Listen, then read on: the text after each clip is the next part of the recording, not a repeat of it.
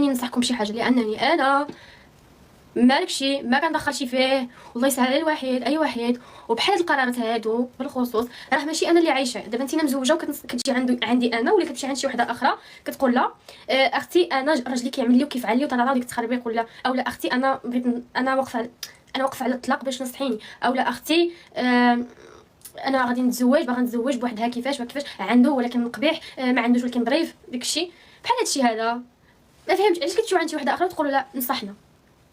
بحال هاد القرارات الانسان كياخذ القرارات فيهم الراس. بحال هاد المسائل انا بالنسبه لي أن الانسان ياخذ فيهم القرارات بوحدو، مش تبقاو تمشيو عند شي وحده تقول لها نصحيني انا باغا نطلق، شنو تقولي لي انا باغا نتزوج، كلشي شي شطامطه تقدر تعطيك الوقت تقول لك علاش. اختي انت كتعيشي، انت اللي عايشه في داك الشيء، وانت اللي عارفه الا طلقتي او ما طلقتيش، او الا تزوجتي او لا ما تزوجتيش، او لا كيفاش غتكون. يعني انت اللي سيري، تستنيش الناس تعطيك اشنو ديري في حياتك، لان بحال هاد المسائل هادو